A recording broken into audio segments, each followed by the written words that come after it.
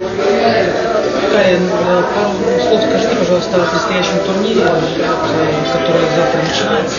Что он для вас значит? Какие цели у «Динамо» этот турнир? У вас лично?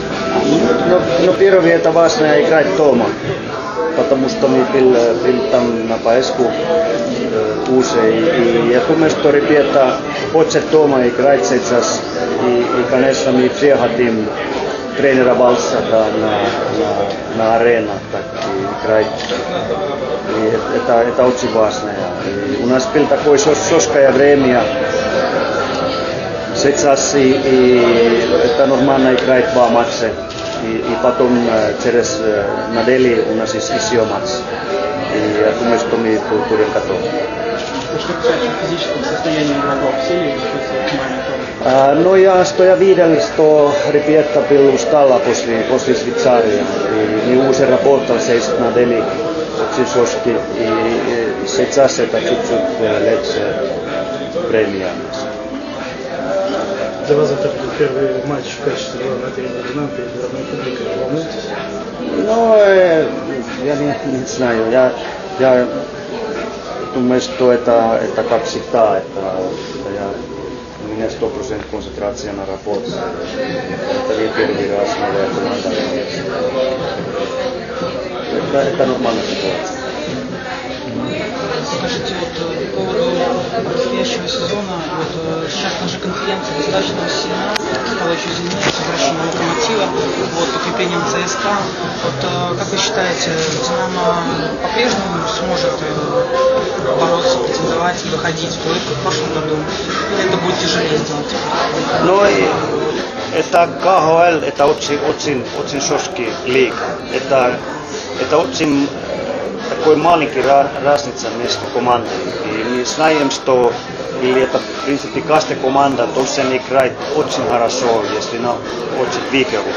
И не такой один рука играем, или как могу сказать, если мы не можем как делать бюджет перед матчем, это 3 очка уже у нас перед матчем, это очень маленькая разница.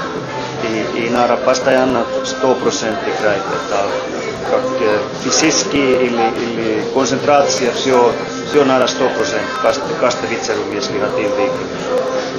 Это реально, да? То есть опять плей-офф ходить?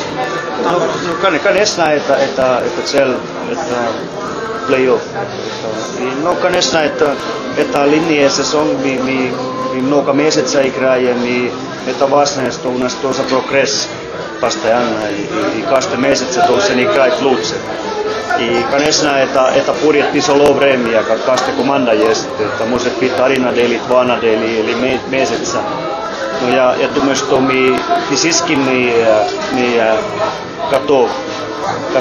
И, но, конечно, если будет такой серьезная травма или такой проблем, мы знаем пока. Но это важно, что без травмы и надо удаться, надо очень жестко работать. В общем, на пик формы вы хотите вывести команду ближе к концу чемпионата, да? Чтобы на пик формы вы хотите вывести ближе к концу чемпионата, да? Чтобы... Ну, конечно, это прогресс. Команда, кто есть самый лучший прогресс, нормально выигрывает в конце. Это много команд, кто начинает хорошая, как играет сначала хорошая, и потом после декабря меньше выигрывает. И, конечно, будет очень тяжело на плей-офф.